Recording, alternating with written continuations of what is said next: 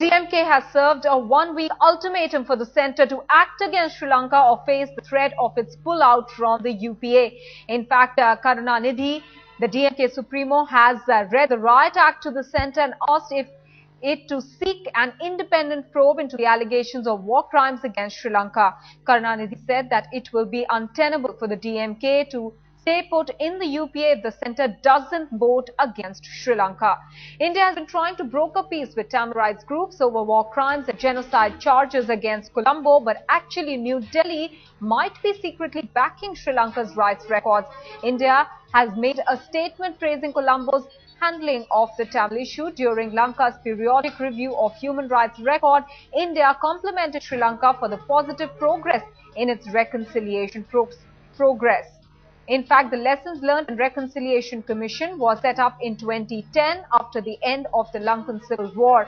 India's praise comes at a time when the US and the UK have expressed disappointment over Lanka's response to review its human rights records. In fact, the Tamil political parties and rights groups have been up in arms asking the centre to vote against Sri Lanka and pressure Colombo for an independent international probe.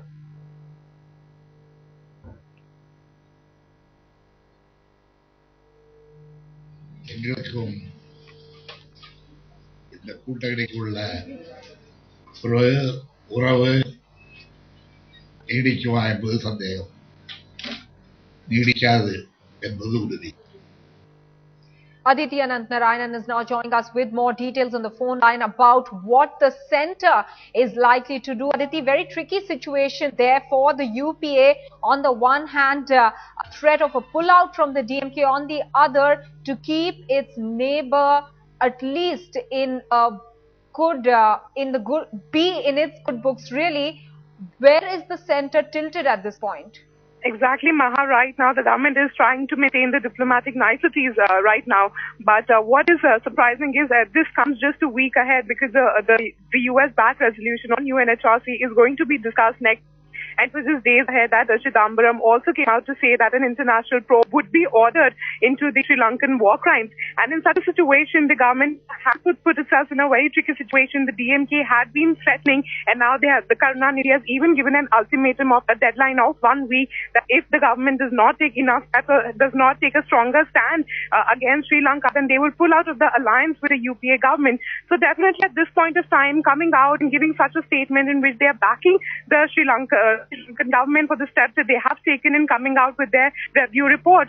So the government has put itself in a tricky situation and they are answerable to its allies. Now it will be time to see what happens next week when the US-backed resolution will be discussed and what stand does the government take, because for now everybody has been pressurizing the government that India should not go soft on its stand when it comes to its stand against the Sri Lankan war crimes, and they should back the Tamils who have been suffering. So it is a point of justice. It is a question of justice, and India has to prove itself, whether to the Tamils, whether to its own citizens, or whether to its allies like DMK.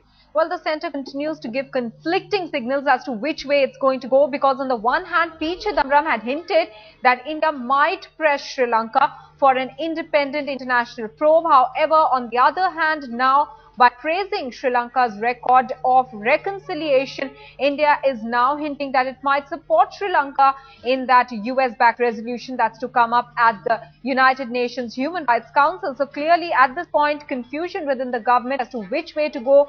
It's likely to be a political decision because the southern ally cannot be antagonized as well. However, there is pressing need for the government to maintain the diplomatic niceties with Sri Lanka as well, as Aditi was pointing out over there.